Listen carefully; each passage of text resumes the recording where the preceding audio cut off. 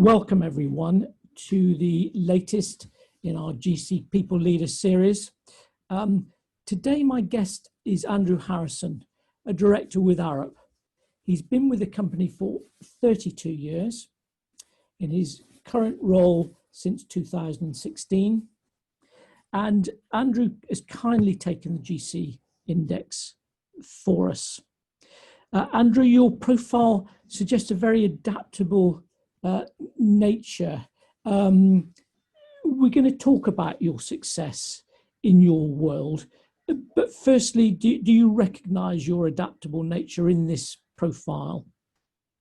Absolutely. So I think I kind of recognize that, and hopefully I use it to my benefit in many ways. I'm fortunate in having I suppose a number of different roles now and over my career which have kind of played to each of those elements. We'll actually start with how your career has progressed. It'd be interesting to know whether that would have been you 32 years ago and how you've learned and changed over time. I suppose what you have helped me to understand is actually that polisher in your nature is something of an anchor, in the sense that I don't know whether you'd use the phrase, if a job's worth doing, it's worth doing well, but you seek to take a pride in what you do, and that seems to influence all of your contributions in your role at the minute. That's the case, is it? Yeah, I very much want to make sure anything I do is right and I can be proud of. But I guess now I have maybe a better sense of the fact that what is right and what might be a perfect answer or outcome may be slightly different in different circumstances as well. And hopefully I use that now as a strength. This sounds like science becoming more of an art form, but let's take a historical look at your career. How have you changed over time, do you think? Over my career, I've been quite fortunate in evolving from very much acting as someone focused around delivery, and very much everything had to be perfect, and I had a very precise view of that, to the extent at times that I could be maybe so committed and so passionate to it that I would lose sight of the wider objectives. I think as my career has progressed and I've moved into running projects and then running groups of people and then running bits of business, obviously all of those experiences have broadened that understanding. So I've sort of balanced that sense of being, correct with that wider experience. I've also been quite fortunate in working in a number of different cultures around the world. I think some of those experiences have really helped me adapt in different situations. So you're describing the playmaker, I think, in GC Index terms, seeking to get the best from others, seeking to build consensus. Is that how you've seen it? I think that's one of the things that I've definitely grown, that I didn't have very strongly initially when I started my career. Yes, I would want to work within a team, but I would be very singly focused. And I think over time, my role in the team has significantly changed, and I've grown those, playmaker type skills. And just bringing us up to date, really, we talk at the GC Index about leadership being a coming together, if you like, of someone's energies, the ways in which they need to make and want to make an impact, and the context within which they're working.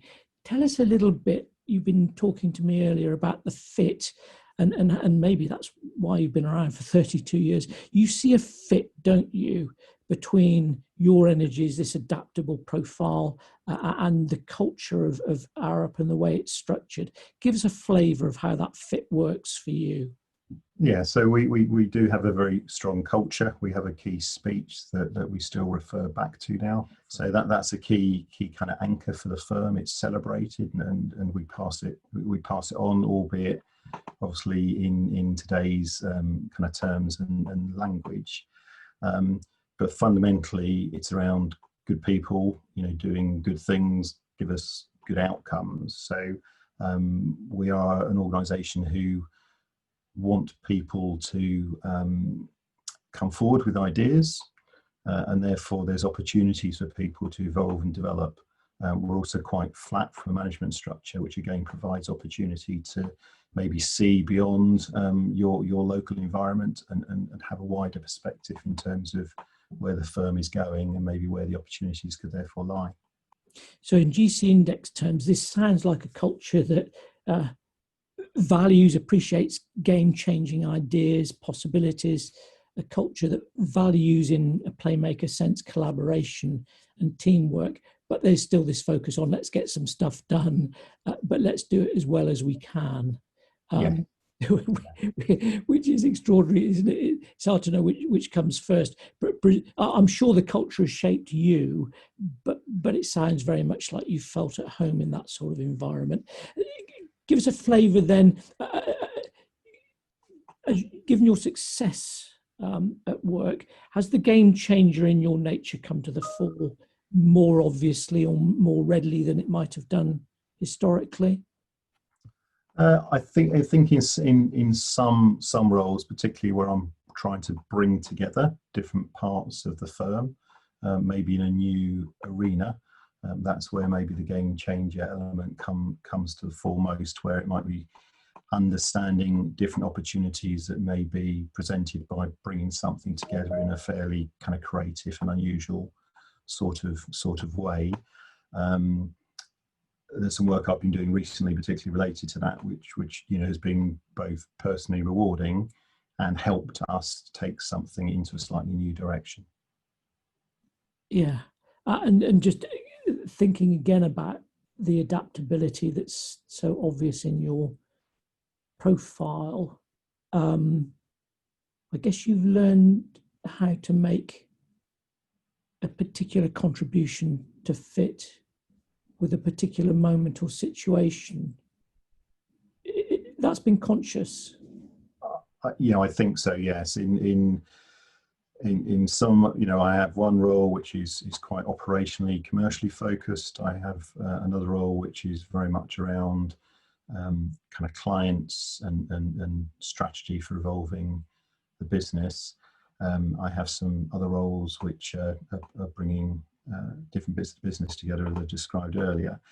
So in each of those, the role I play, I'm conscious I might need to just change slightly in terms of the different characteristics to really get the most out of the situation. So I'm authentic, it's me, but I'm sort of adapting to each situation to get the most out of it in my eyes. Of course, it is in my eyes, so other people may not always agree, but that's the way I see it. Yeah. Yes. What do your team tell you that you're like to work for? I think positive. They recognise that real kind of can do, so therefore I can be challenging, and people value that challenge. But at the same time, you do need to challenge, but you also need to achieve the right balance to get those successful outcomes. So I think ultimately they would very much see me as being someone who's very outcome focused as well. Yeah. There's an interesting piece here that we probably can touch on now, but maybe come back to in a follow-up conversation. But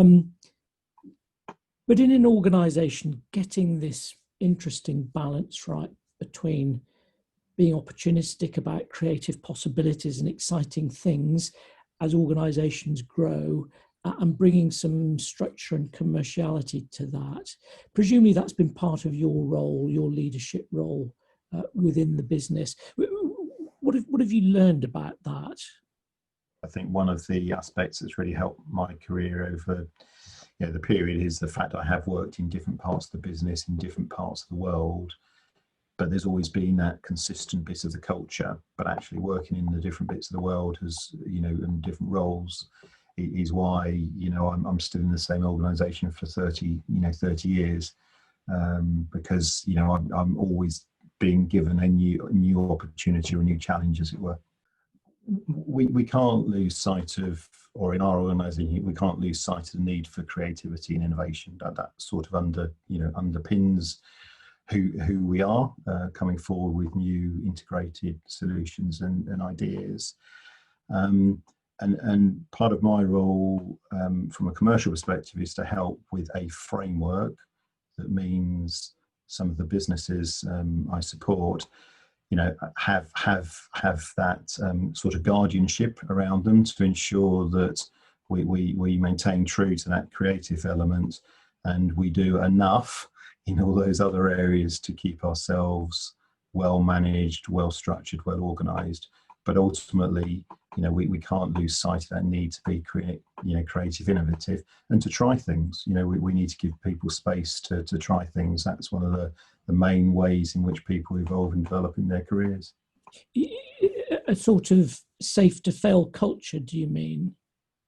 Yes, I think so. Yeah, we've just got to make sure that's a managed failure if it's a failure as well, don't we?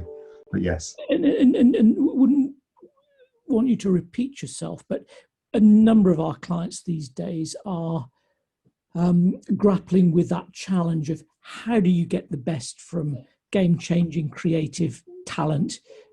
We know these folk are different. We know they need to be nurtured and looked after in different ways and managed in different ways. What have you learned about that you can share with us? I think that the underlying point to me would be good people.